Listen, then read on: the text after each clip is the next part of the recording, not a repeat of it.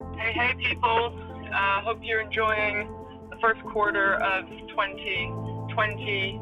I'm on a drive, so obviously I thought let me give. And I was thinking, all right, what do I have to talk about? What's going on for me?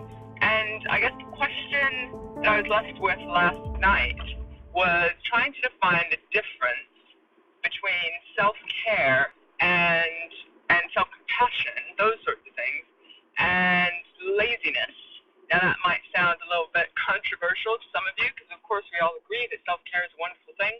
But and I know that this is all tied up in my own experience of having trauma therapy, somatic experiencing therapy, and it feels like every time I have it, which has only been a few times so far, I mean, it sort of opens up this gateway for a few days. My resilience feels pretty low.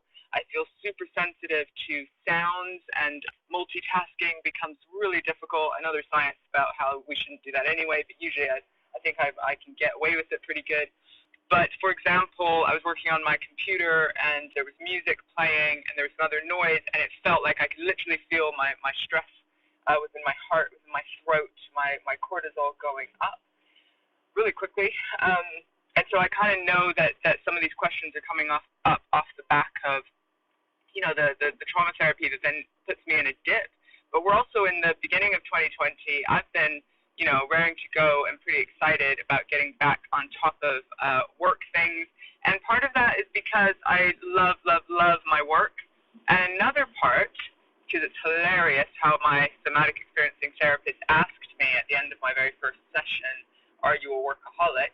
And I had to totally own up because he'd seen me in full vulnerability for an hour. And so part of that is because I love my job, but part of it is because work has become the perfect reason, the perfect place to channel the adrenaline that's in my body. And when I went for my session this week, at the end of it, I said, why am I so exhausted? I said, why is this so exhausting? And essentially, it felt like it was very simple, not to take any credit away from his immense skills and qualifications. But the process was very simple in the sense of he just kept bringing me back to my body. And if my emotions became overwhelmed and I threatened to dissociate, I say threaten like it's a menacing thing. It feels menacing on the inside. On the outside, it doesn't quite look as menacing. But basically, it means checking out from the feeling place, because it can be overwhelming, because it isn't about the feelings in the moment, it's about all the feelings for all time that haven't been dealt with, that are stored up in your body in some way. And so I said, why is it so exhausting? I've been here for an hour just sitting in this chair and concentrating on coming back to my body. And bless him, he said, well, you are exhausted. And I sort of broke down in tears, realizing how much I've been pushing my body to a point of exhaustion. And that's not just the work thing. The work thing has been a channel, a safe place to push the adrenaline that would have been there anyway, and in the past has been used in addiction cycles, in very negative cycles. So it felt like a real win, if I'm honest, because I'm like, well, at least, work has a sense of achievement. I do work that has impact, that supports people's lives. It's fulfilling. So it's almost been the perfect cover to allow my body to stay, in a way, in the same survival state and just keep moving in that direction, but not necessarily releasing and healing me of the trauma in a way that would allow me to stay mentally and physically healthy kind of long term as stress builds up through life and all the rest of it. And so I said I was exhausted, and he said, well, if we just use the animal metaphor, it's not a metaphor, we just look at the animal kingdom really and look at ourselves as just once removed from that, we're essentially primal primates, right? Essentially, when you go into fight or flight, even as a human, you put every single physical resource into survival. So I've even heard a study that your digestion stops for that moment of fight or flight, because that's not necessary to your survival in that moment. You can play catch up on that later.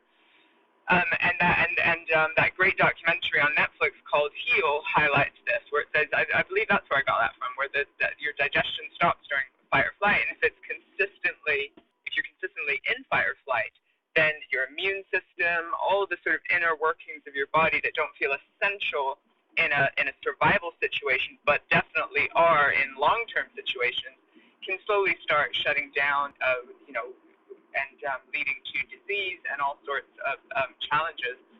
And it's funny because I describe myself as a high-energy, driven individual, but when he said, of course you're exhausted, your body's exhausted, this is really intense work that you're doing to simply sit with a whole store of feelings and emotions. And I felt quite emotional because I felt that it was true in that moment as he said it, that I just felt completely exhausted and drained. So here I am a few days later, and the day after I do feel total compassion for myself because I know that I've sat and done something radically different, and I'm teaching my body, my nervous system essentially to learn something, a different way of being. And so of course I may be a little bit emotional, a little bit sensitive, my senses are heightened, and these things that I've learned to recognize are the after effects of a session like that.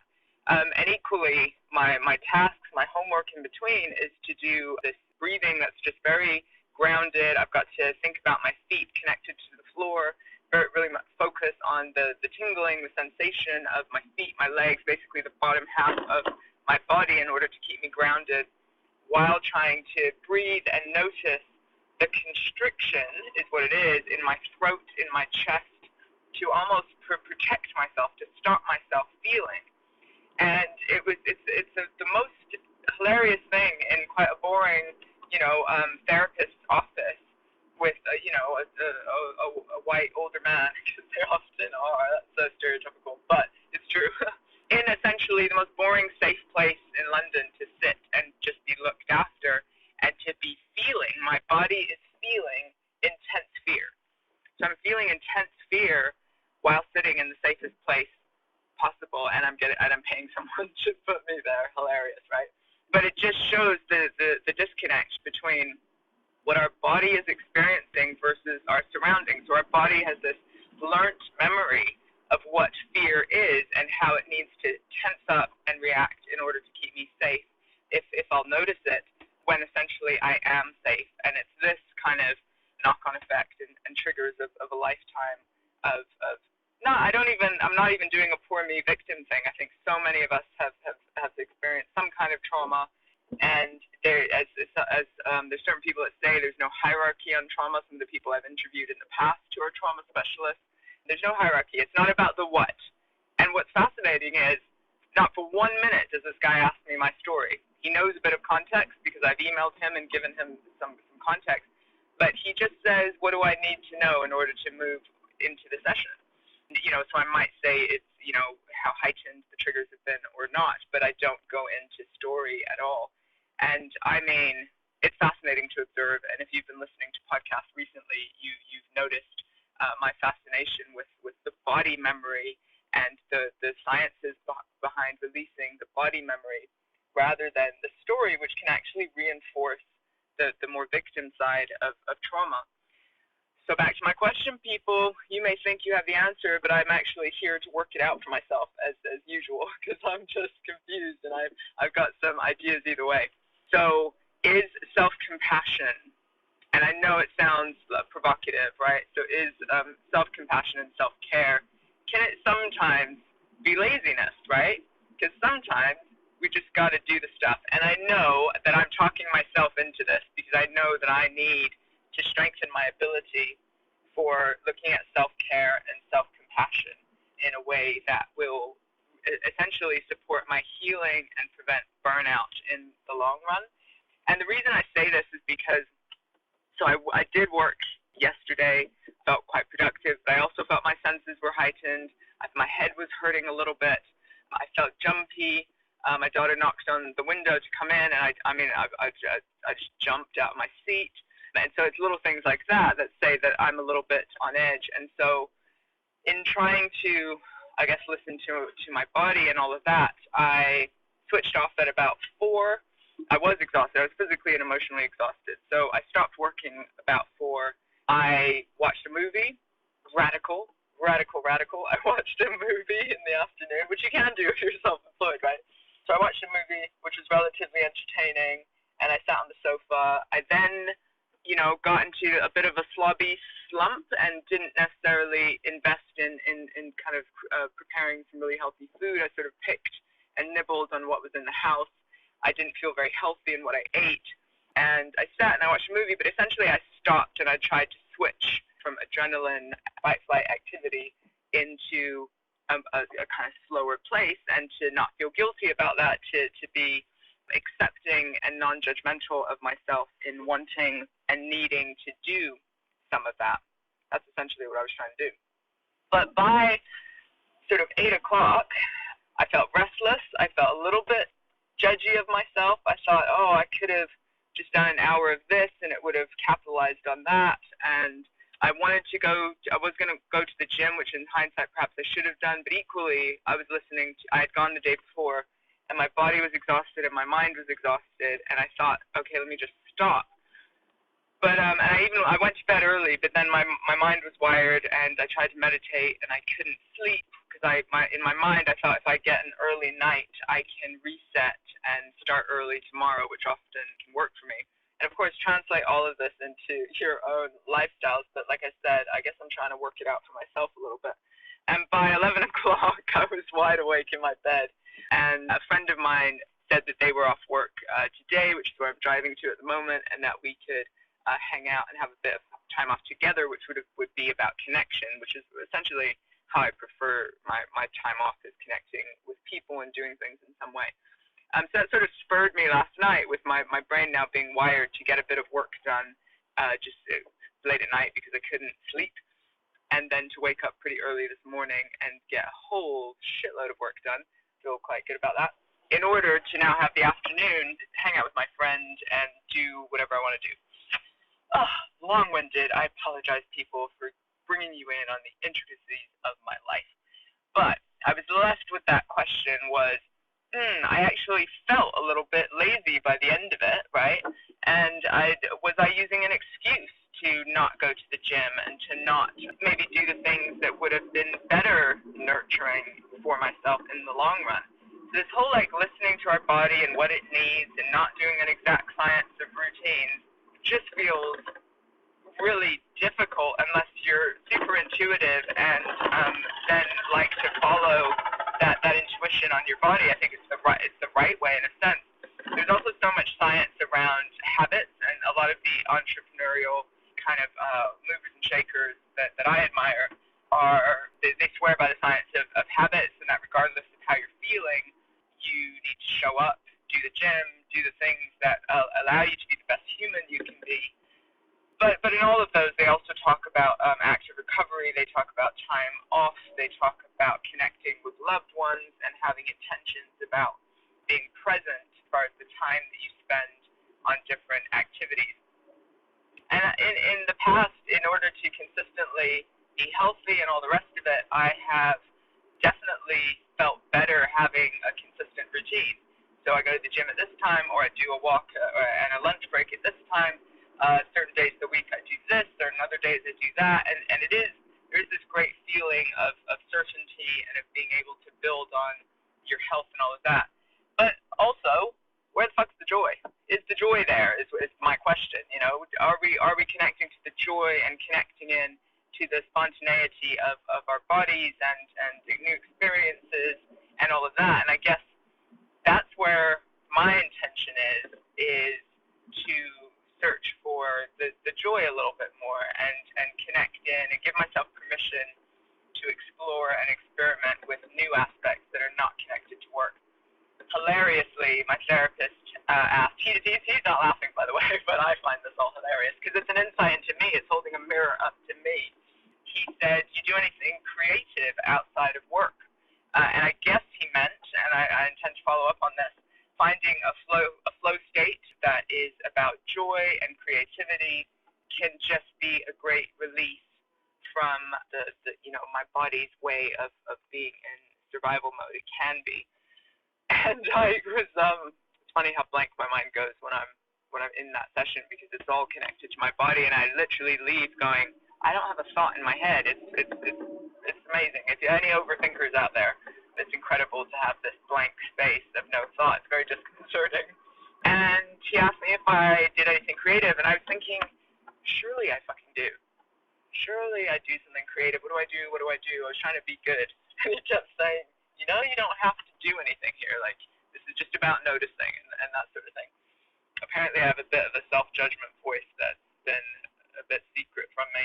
I thought it was my helpful ambition, but it can be a bit of a kind of whip as well. And I couldn't think of anything, and I ended up defending myself in defending myself to him. Not that he was asking for a defense, that I did use a creative part of my brain in the workplace, because I do. But he was very much getting to something else. Like, you use a different creativity when you're dancing, for example, than when you're fixing a problem. So, of course, there's a creative element to putting lots of components together in order to fix a problem and to advise and consult businesses on how to fix problems. But equally, there's a totally different part of our brain that is activated when we do things like dancing or art or other types of creative things that people do. So I'm actually really curious if you, in comments, if you see this on LinkedIn or Instagram posts, what are the creative things that you do outside of work? Because the light keeps being, I keep noticing that my world is mostly 85% consumed with work. And I love my work, and it's the entrepreneurial way, and you've got to hustle, and I love all of that. And it's a little bit shocking because there is more to life, and it's almost like I've tunnel visioned some of that out. And there's something about exploring joy and all of that. So I think to answer my own question around laziness versus self-compassion and self-care, first of all, only if we're radically honest with ourselves can we know any of that, right? Only if we're radically honest can we know. If we are essentially using self-care as an umbrella term, as an excuse to get away from the tough stuff, the tough work, whether it's self-development, whether it's work, whether it's relationships, whether it's connection, the things that take effort but have a great return on investment when we actually show up and do them. So only you can know. So I can only assess myself in that sense, right? And it certainly wasn't laziness last night. It was me figuring out how to do balance. And when you're trying to figure out anything, you've got to experiment with it, right? And I'm like, what do people do in their downtime? What are these creative pursuits that people seem to do that allows them to stay healthy? And it's so crazy that feels like such a foreign concept to me at the moment. And I do go dancing, and I do certain things that are creative, but I don't, attend a class or do pottery or art or anything like that. So I'm trying to kind of think left field about it. So the compassion for myself is that while I'm going through this therapy and essentially being radically brave in facing up and feeling, so much bravery in just feeling the feelings, trusting the people, showing up and trying the breathing and all the things that essentially, if not managed effectively, can lead me to self-harming behaviors, disassociation, pretty scary stuff that kind of mimics my past a little bit, stuff places that I really don't want to go back to, but that I want to move beyond.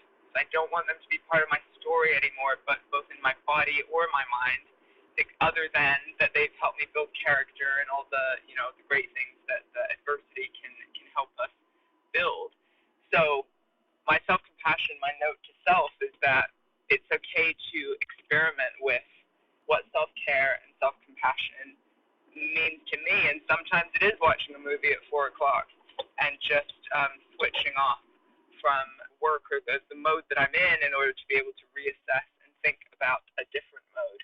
And sometimes we need to recognize that just slobbing out, and if our diet starts being affected, and if I'm on movie 3 and now I've opened the crisp and thought chocolate would be an excellent idea, yes, I've stopped work, so I'm showing myself compassion and not feeling guilty for not working.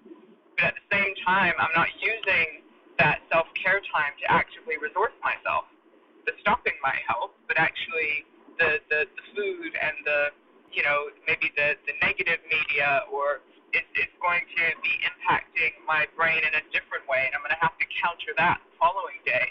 in different ways. So we're, as my therapist also says to me, you're not, he's like, there's no way to do this perfectly, because I'm so like trying to hack everything, right? And I'm like, so what is the exact formula for how I feel?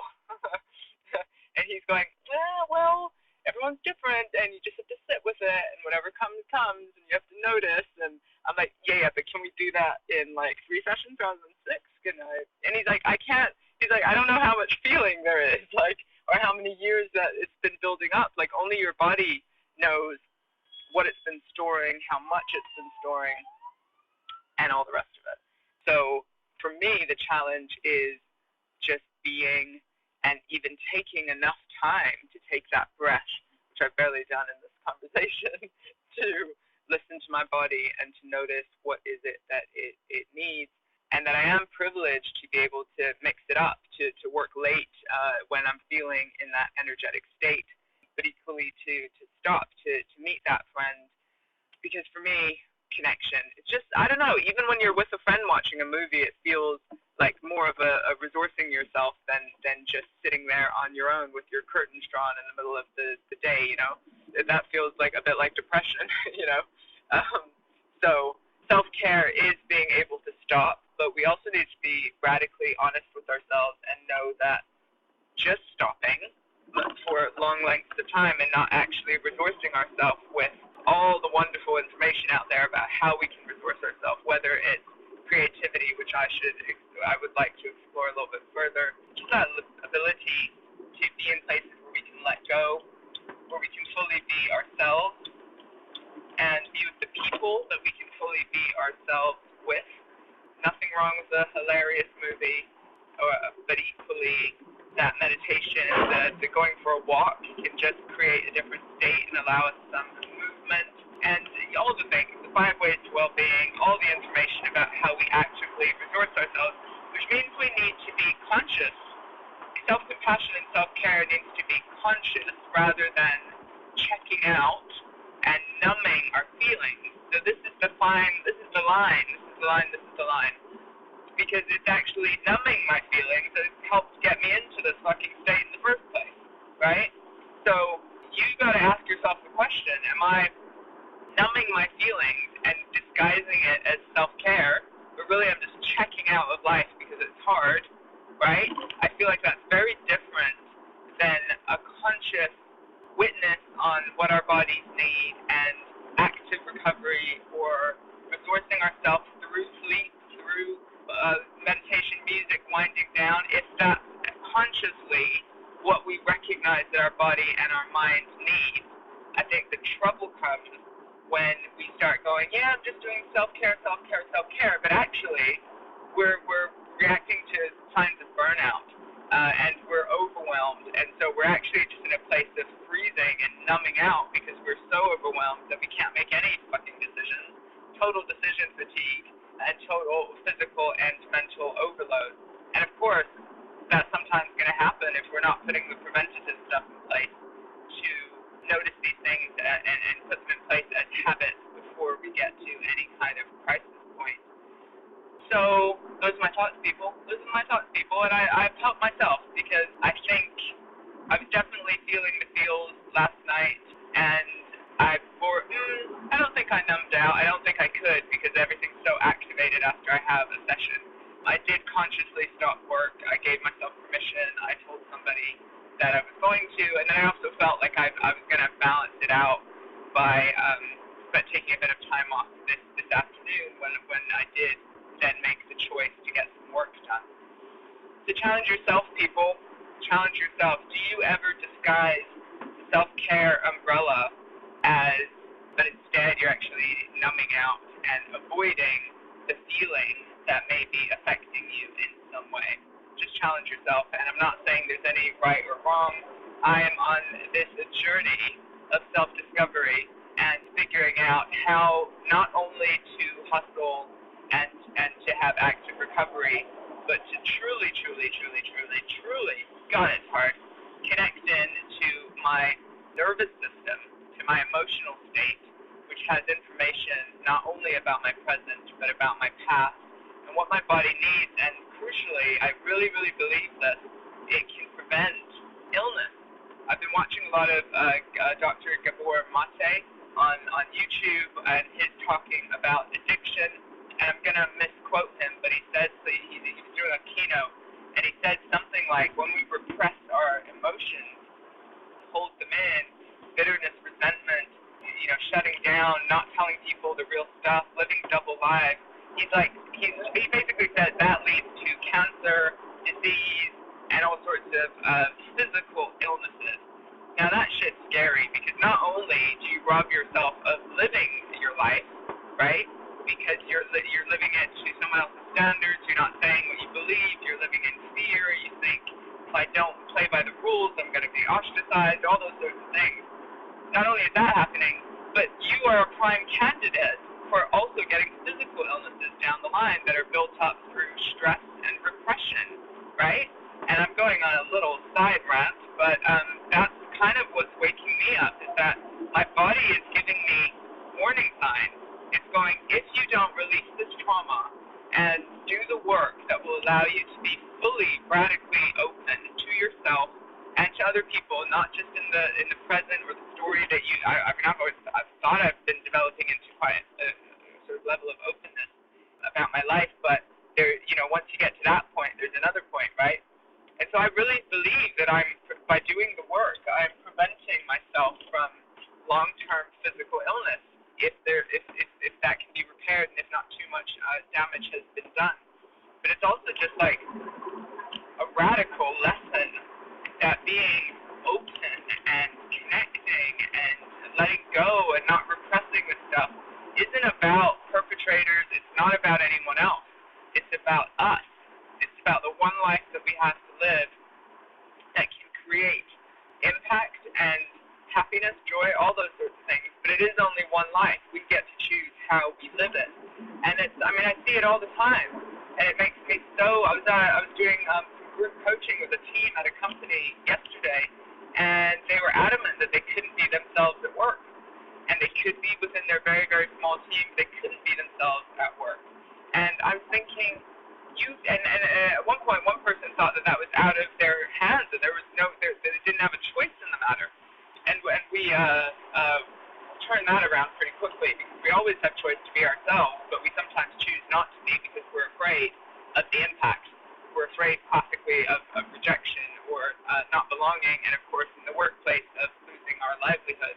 But we do get to be ourselves. It's just up to us if we can handle the outcome that may bring.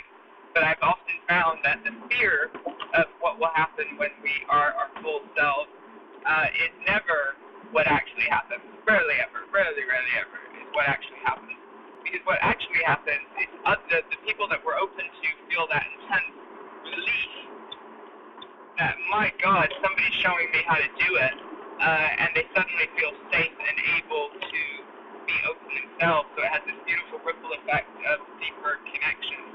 To get radically honest in 2020, people, about how you approach self-compassion and self-care. And what are your tendencies to laziness and numbing out? Only you can decide. Me, I'm going to continue listening to my body, and definitely a few days post this kind of therapy, I will slow down and just listen to what my body needs you to, and affirm the bravery and the work that I've had to do in that session that is now bringing out some of the exhaustion of survival that I have as a habit in my life in so many ways. I just find it hilarious that your adrenaline can tell you that you have so much energy, and you can channel it in so many ways as this perfect disguise for never having to show vulnerability or slow down in a way that could, bring up a perceived threat. Our body's pretty clever like that. And overriding it is pretty hard and takes a bit of dedication. So, wish me luck. And of course, look after yourself.